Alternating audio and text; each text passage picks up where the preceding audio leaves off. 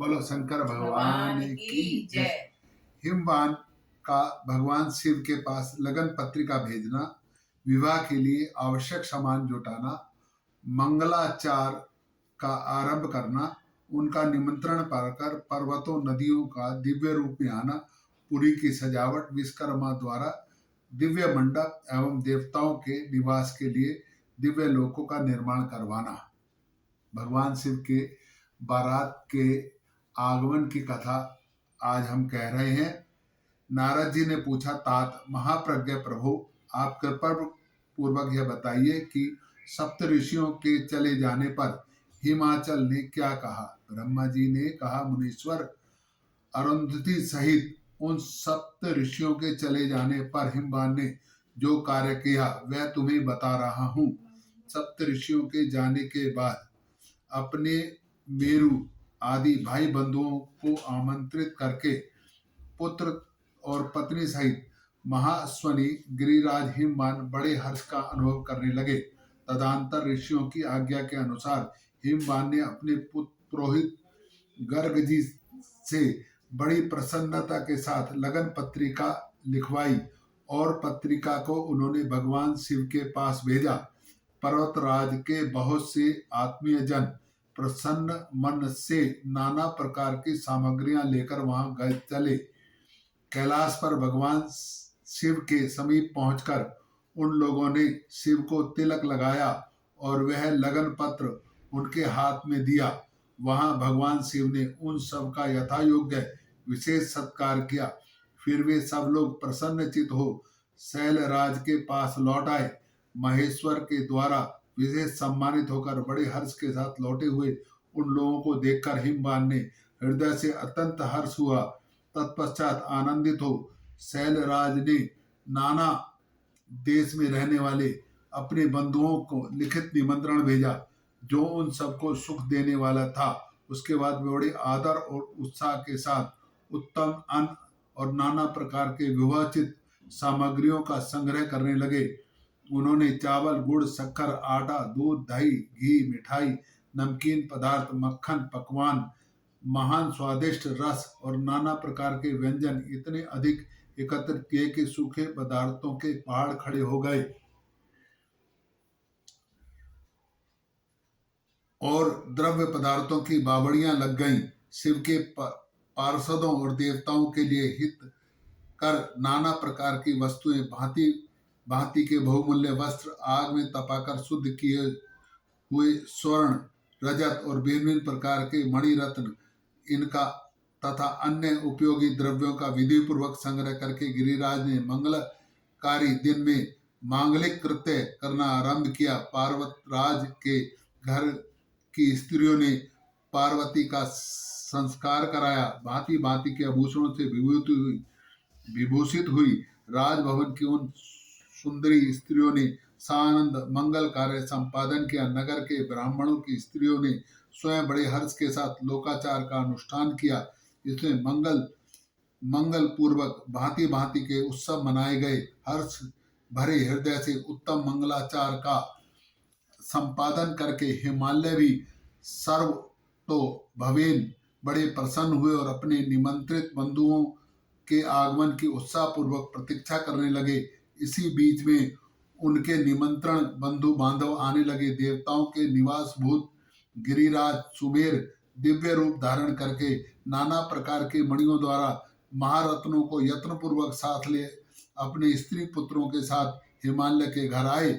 मंद्राचल, अस्ताचल, उदयाचल, Malay, दुधुर, निषद, गंध्रमदन, करवीर, महेंद्र, परित्राण, कौंद्र, पूर्वशैल, नील, त्रिकुट, चित्रकूट, बेकट, श्रीशैल, गोकामुख, नारद, विनय, कालाजर, कैलाश तथा अन्य पर्वत दिव्य रूप धारण करके अपने स्त्री पुरुष पुत्रों के साथ बहुत सी भेंट सामग्री ले वहां उपस्थित हुए। दूसरे द्वीपों में तथा जहां भी जो पर्वत है वे सब हिमालय के घर पधारे। शिवा और शिव का विवाह है यह जानकर सबने बड़ी प्रसन्नता के साथ वहां पदार्पण किया। सोनभद्र आदि नद और संपूर्ण नदियां दिव्य नर नारियों के रूप धारण कर नाना प्रकार के अलंकारों से अलंकृत हो शिव पार्वती का विवाह देखने के लिए आई। गोदावरी, यमुना, सरस्वती, वेणी, गंगा, नर्मदा, अन्य से सरिताएं भी बड़ी प्रसन्नता के साथ इम्बान के यहाँ आई। उन सब के आने से हिमालय की दिव्यपुरी सब ओर से भर गई। सब प्रकार की शोभाओं से संपन्न थी। वहां बड़े बड़े उत्सव हो रहे थे। ध्वज पताकाएं फहरा रही थी। बंधन बारों से उसकी अधिक शोभा होती थी। चारों ओर धवल तने होने से सूर्य का दर्शन नहीं होता था। भांति भांति की नीली, पीली आदि प्रभा उस पुरी की शोभा बढ़ाती थी। हिमालय की बड़ी प्रसन्नता के साथ अपने यहाँ पधारे हुए स्त्री पुरुषों का यथा योग्य आदर सत्कार किया। सबको अलग अलग सुंदर स्थानों में ठहराया। अनेकों उपयुक्त सामग्री देकर सबको पूर्ण संतुष्ट किया। मुनिश्रेष्ठ तदंतर शैलराज हिमाचल ने प्रसन्न होकर महान उत्सव के परिपूर्ण अपने नगर को भिन्न भिन्न रीति से सजाना आरंभ किया। सड़कों को झाड़ बुहार कर उन पर छिड़काव कराया। उन्हें बहुमूल्य साधनों से सुसज्जित एवं सुशोभित किया। प्रत्येक घर के दरवाजे पर केले आदि मंगलाई वृक्ष लगवाए। उन्हें मंगला की द्रव्यों से संयुक्त किया। आंगन को केले के खंभों से सजाया। रेशम की डोर से आम के पल्लव बांधकर बंदरवार बनवाई और उन्हें उन खंभों के चारों ओर लगवा दिया। मालती के फूलों की मालाएं आंगन के सब ओर लटका दी गई। सुंदर तोरण के द्वारा आंगन का भाग अत्यंत प्रकाश में जान पड़ता था। चारों दिशाओं में मंगल सूचक द्रव्य रखे गए जो उन प्रांगण की शोभा बढ़ा रहे थे। इस प्रकार अत्यंत प्रसन्नता से भरे हुए गिरिराज हिमवान ने अत्यंत प्रभावशाली गर्ग मुनि को आगे करके पुत्री के लिए प्रस्तुत करने योग्य सारा उत्तम मंगल कार्य संपन्न किया। उन्होंने विश्वकर्मा को बुलाकर आदत पूर्वक एक मंडल बनवाया जिसका विस्तार बहुत अधिक था। वेदी आदि के कारण यह मंडप बहुत मनोहर जान पड़ता था। देव ऋषि यह मंडप कई योजन विस्तृत था। अनेक शुभ लक्षणों से युक्त, नाना प्रकार के आश्चर्यों से परिपूर्ण था। वहां स्थावर, जंगम आदि वस्तुएं कृत्रिम बनी थी परंतु असली वस्तुओं के समान प्रतीत होती थी। उसमें उन मंडप की मनोहरता बढ़ गई थी। जहां सब और ऐसी अद्भुत वस्तुएं थी जो उस मंडप का सर्वस्त्र जान पड़ता था। नाना प्रकार की निराली वस्तुओं का चमत्कार वहां छा रहा था। वहां की स्थावर वस्तुएं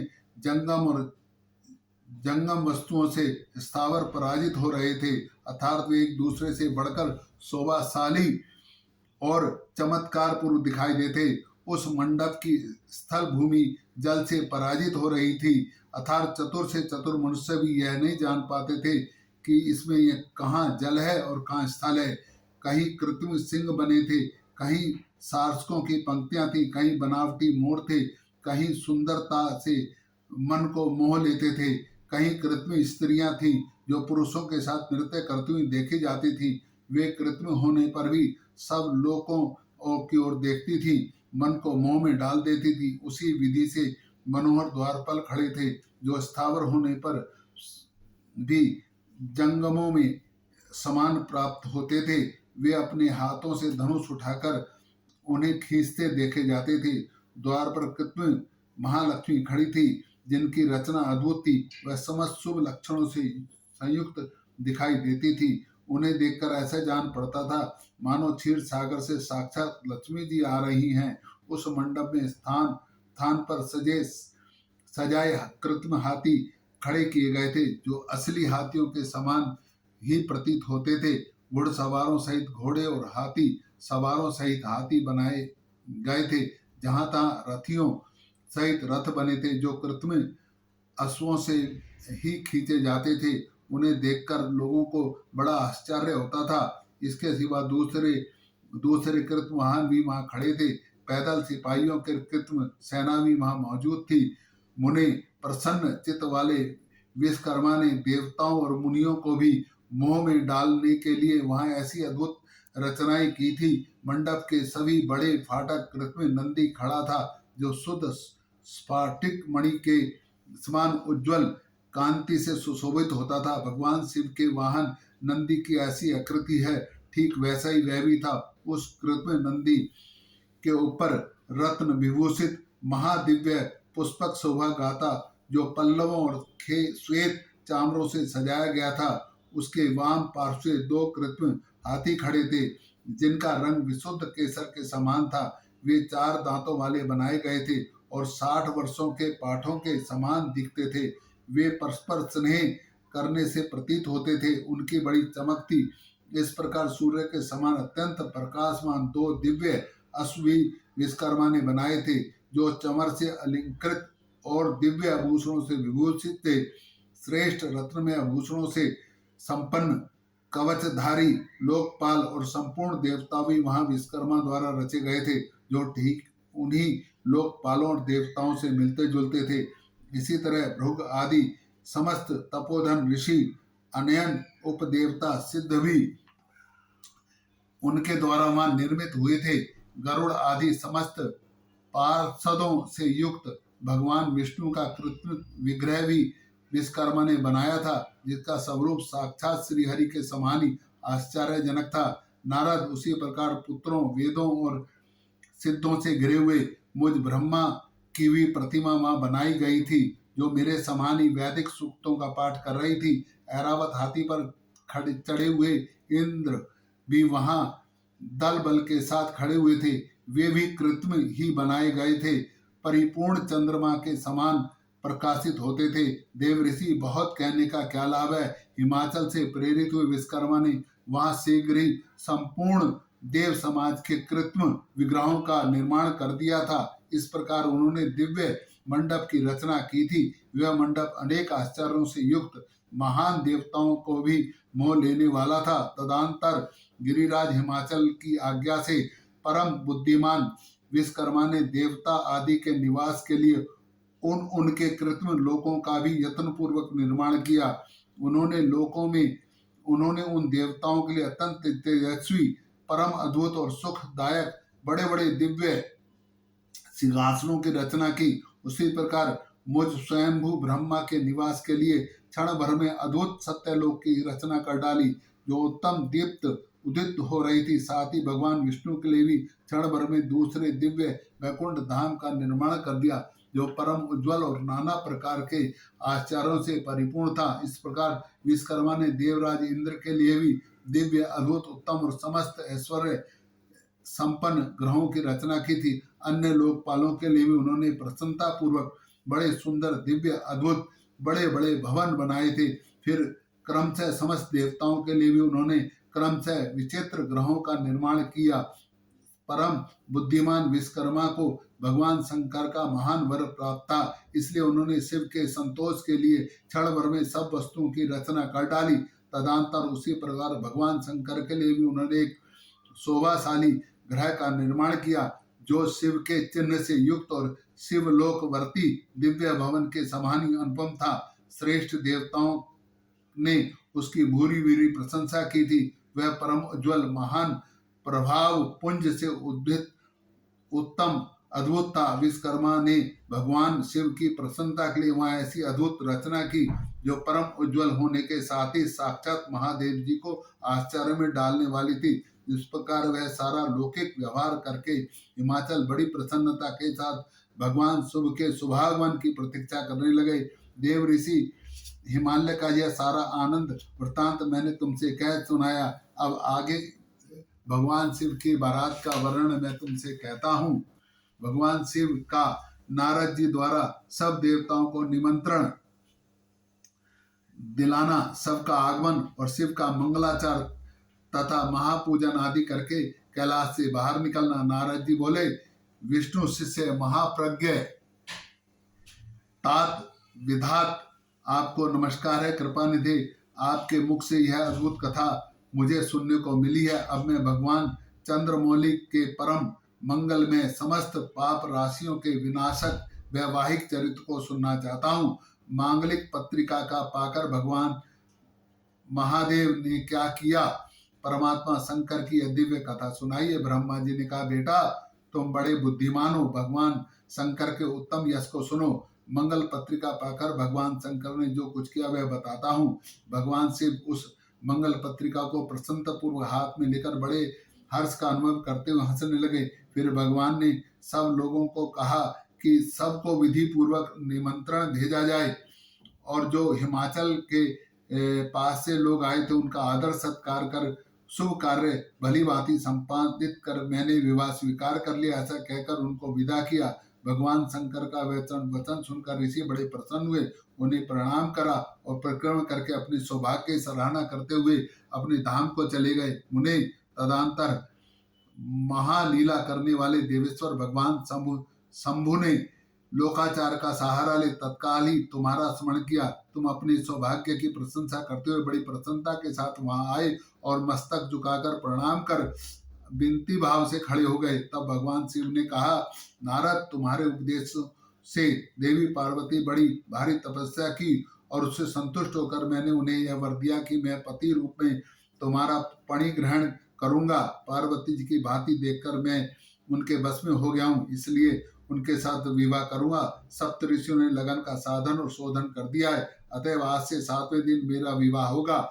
इस अवसर पर लौकिक रीति का आश्रय ले मैं महान उत्सव करूंगा। मुने, तुम विष्णु आदि देवताओं, मुनियों और सिद्धों को तथा अन्य लोगों को भी मेरी ओर से निमंत्रित करो। सब लोग मेरे शासन की गुरुता को समझकर प्रसन्नता उत्साह के साथ सब प्रकार से सज धज कर स्त्री पुरुषों को साथ लिए आए। ब्रह्मा जी बोले, मुने, भगवान शंकर के इस आज्ञा को सिरोधार करके तुमने सिर सर्वस्त्र उन सबको निमंत्रण दे दिया। तदंतर शंभुनि के पास आकर उनकी आज्ञा अनुसार तुम वहां ठहर गए। भगवान शिव भी उन सब देवताओं के आगमन की उत्कंठा पूर्वक प्रतीक्षा करते हुए अपने गणों के साथ वहीं रहे।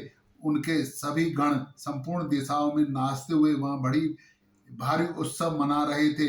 इसी बीच भगवान विष्णु सुंदर वेश धारण के अपनी पत्नी दल बल के साथ शीघ्र ही कैलाश पर्वत पर आए और भक्ति भाव से भगवान शिव को प्रणाम करके उनकी आज्ञा पाकर प्रसन्नता पूर्वक उत्तम स्थान पर ठहर गए। इसी प्रकार मैं अपने गणों के साथ स्वतंत्रता पूर्वक शीघ्र ही कैलाश गया और भगवान शंभु को प्रणाम करके उनके सेवकों सहित आनंद ठहरा। तदंतर इंद्र आदि लोकपाल अपनी स्त्रियों आवश्यक सामान के साथ खूब सज धज कर वहां आए। वे सब वहां उत्सव मना रहे थे। तत्पश्चात मुनि, नाग, सिद्ध, उपदेवता, अन्य लोग भी निमंत्रित हो उत्सव मनाते हुए वहां आए। इस प्रकार महेश्वर ने वहां हुए सब देवता आदि पृथक पृथक सहस्त्र स्वागत सत्कार किया। फिर तो कैलाश पर्वत पर बड़ा अद्भुत महान उत्सव होने लगा। देवताओं ने इस अवसर पर यथा योग्य नृत्य आदि किए। विष्णु आदि जो देवता भगवान शंभु की वैवाहिक यात्रा संपन्न कराने के लिए इस समय वहां आए थे, वे सब यथा स्थान ठहर गए। भगवान शिव की आज्ञा पाकर सब लोग अपने अपने कार्य को अपना ही कार्य समझकर नियंत्रित रूप से करने लगे और शिव की सेवा मनाने लगे। उस समय मानव मातृकाएं बड़ी प्रसन्नता के साथ शिव को यथा योग्य आभूषण पहनाने लगी। मुनिश्रेष्ठ परमेश्वर भगवान शिव का जो स्वाभाविक वेश था वही उनकी इच्छा से उनके लिए आभूषण की सामग्री बन गया। उस समय चंद्रमा स्वयं उनके मुकुट के स्थान पर जा विराजे। उनका जो सुंदर ललाटवर्ती तीसरा नेत्र था वही शुभ तिलक बन गया। उन्हें कानों के आभूषण के रूप में जो 2 सर्प बताए गए हैं वे नाना प्रकार के रत्न युक्त हो 2 कुंडल बन गए। अन्य अंगों के स्थित सर्प उन अंगों के आभूषण बन गए। उनके शरीर में जो भस्म लगा हुआ था वही चंदन आदि का अंग राग बन गया।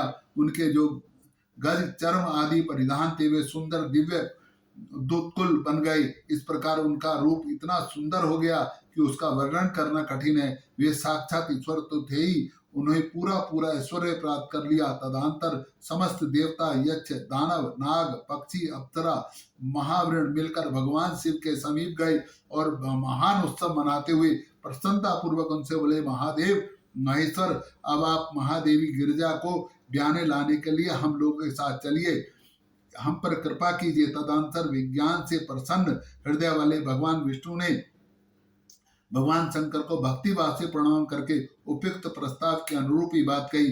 भगवान विष्णु बोले, शरणागत वत्सल देव अदेव महादेव, प्रभु आप अपने भक्तों का कार्य सिद्ध करने वाले हैं, अतः मेरा निवेदन सुनिए।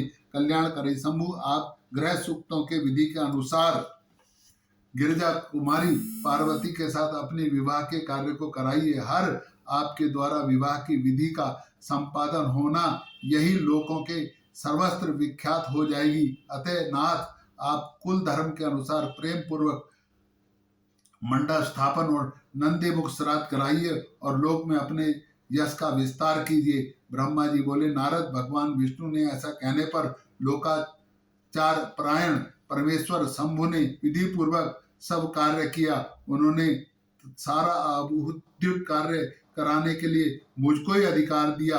अतः वहां मुनियों के साथ ले मैंने आज प्रसन्नता पूर्वक सब कार्य संपन्न किए। महामुनि उस समय कश्यप, अत्रि, वशिष्ठ, गौतम, महागुरु, गुरु, कर्ण, बृहस्पति, शक्ति, जामदग्नि, पराशर, मार्कंडे, शिलापाक, रोणापाल, अनेक ऋषि वहां उपस्थित थे।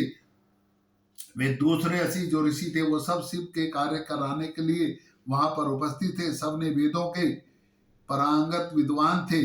सब वेदों के अनुसार सभी कार्य उत्पन्न हुए और ब्राह्मणों के साथ भगवान शुभ जो अत्यंत प्रकार की लीलाएं करने वाले सानंद खड़े हो गए। उस समय सब वहां महेश्वर संताप के लिए देवता आदि ने मिलकर बहुत बड़ा उत्सव मनाया। बाजे बजे और गान करते नृत्य हुए और भगवान शिव अपनी बारात लेकर हिमालयपुरी की ओर प्रस्थान करने लगे। ब्रह्मा जी बोले, भगवान की आज्ञा से गणेश्वर, शंकर, केश्वर, विकृत, विषाद, परिजात, विकृत, दुदुम्ब, कपाल, संगादाकर, कंदुक, कुंडक, विछुड़, पेमपाल, सनादक, अन्वेष, कुणक, प्रवतक, चंद्रातक, काल, कालक, महाकाल, अग्निक, अग्निमुख, अंधिमुद्रा, कुमुद, अमोघ, कोकिल, सुमंत्र, नील, कारण, विरूपाक्ष, सुकेश, वृषभ, सभी गण उनके उनके साथ बारात में चलने को तैयार हो गए। गण असंख्य गणों से घिरे हुए क्षेत्रपाल भैरव भी कोटि कोटि गणों को साथ लेकर उत्सव मनाते हुए प्रेम उत्सव के चल पड़े। वे सब सहस्त्र हाथों से युक्त थे, सिर पर जटा का मुकुट धारण किए हुए थे। उन सब के मस्तक पर चंद्रमा, गले में नील चिन्ह थे तथा वे सबके सब त्रिलेतधारी थे। उन सब ने रुद्राक्ष के आभूषण पहन रखे थे। सभी उत्तम भस्म धारण किए हुए थे और हार, कुंडल, केयूर, मुकुट आदि से अलंकृत थे। इस प्रकार देवताओं और दूसरे गणों के साथ ले भगवान शंकर अपने विवाह के लिए हिमवान के नगर की ओर चल पड़े। चंडी देवी रुद्रदेव की बहन बनकर खूब उत्सव मनाती हुई बड़ी प्रसन्नता के साथ वहां पहुंची। वे शत्रुओं को अत्यंत भय देने वाली थी। उन्होंने सर्पों के आभूषण से अपने को विभूषित कर रखा था। उनका वाहन प्रेत था।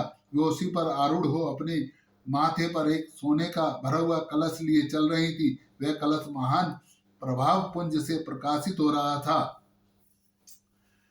जिनका रूप विकराल रंग रूप अनेक प्रकार के डमरुओं, डिग, घोषों के साथ ऐसे भगवान शिव की बारात चल रही थी। अमंगल का नाश करते हुए देवता लोग भी भगवान के गणों के पीछे पीछे बड़ी उत्सुक के साथ बारात का अनुसरण कर रहे थे। संपूर्ण सिद्ध और लोकपाल आदि भी देवताओं के साथ बारात में चल रहे थे। लक्ष्मीपति विष्णु और मैं खुद उस बारात की शोभा बढ़ाते हुए आगे चल रहे थे। शोभाशाली पार्षदों के साथ भिन्न भिन्न आभूषण धारण करे बारात शास्त्रों, पुराणों, आगमों, सनकादि महासिद्धों, प्रजापतियों, पुत्रों, अन्य परिजनों के साथ मार्ग में चलता हुआ बारात की बड़ी शोभा बढ़ रही थी। इंद्र भी नाना प्रकार के आभूषणों से युक्त ऐरावत हाथी पर बारात में चल रहे थे। बारात की शोभा का वर्णन नहीं कहा जा सकता। शिव जी की विवाह देखने के लिए बहुत से लोग वहां, बहुत देवता, शंकनी, यातुधान, बेताल, ब्रह्म राक्षस, भूत, प्रेत, पिशाच, प्रथम गण, तुम्बुल, नारद, आहा, हु, श्रेष्ठ गंधर्व और किन्नर भी बड़े हर्ष के साथ भयंकर भयंकर रूप धारण करके और अन्य प्रकार की जगत माताएं, देव कन्याएं, गायत्री, सावित्री, लक्ष्मी, अन्य देव कन्याएं, वे सब भगवान शिव की बारात में बड़े भाव के साथ चले और भगवान शिव का पारिग्रहण संस्कार करने के लिए हिमाचल के भवन की ओर जा रहे थे। हिमाचल के भवन के पास पहुंचकर हिमाचल ने जब सुना कि बारात आ रही है, मेरे नगर के निकट आ गए, तो बड़े उत्साह के साथ वहां पहुंचे और पर्वतों और अन्य ब्राह्मणों के साथ भगवान शिव के पास वार्ता करने के लिए वह स्वयं भी बड़ी भक्ति के साथ प्राण प्यारे महेश्वर का दर्शन करने के लिए गए। उस समय उनका हृदय अधिक प्रेम के कारण द्रोहित हो गया था। वे प्रसन्नता पूर्वक सौभाग्य की प्रशंसा करने लगे और भगवान शिव की बारात की आगमन करने के लिए वहां पहुंचे। और उन्होंने कहा कि बारात दरवाजे पर आ गए तो मैना ने कहा कि मैं पहले भगवान शिव को देखूंगी, उसके पश्चात ही आगे का बात करूंगी। शिव भी मैना के भीतर के अहंकार को जानकर विष्णु और मुझसे अद्भुत लीला करते हुए बोले कि आप लोग थोड़ा सा अलग हो जाइए, अब मैं लीला करूंगा।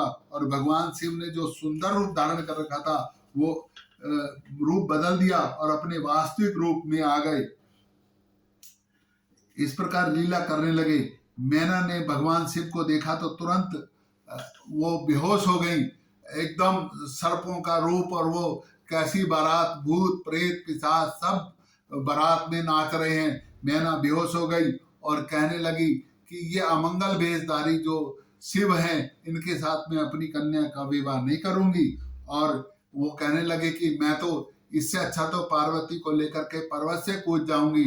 लेकिन जब नारद जी ने समझाया कि ये जो पार्वती आपकी जो पुत्री है, ये जो है ये पहले सती थी, और माता पार्वती के पूर्व जन्म की सारी कथा और किस तरह पार्वती जी ने तपस्या की है, सारा वृत्तांत बताकर पार्वती जी का और मैना को समझाया। और फिर बड़े उत्साह के साथ बारात का आगमन करा। मैना फिर एकदम भावी बदल गए ना, जब मैना को हिमाचल की पत्नी को पता चला कि ये पार्वती जिसको मैं अपनी कन्या समझ रही थी, ये तो पिछले जन्म में सती है।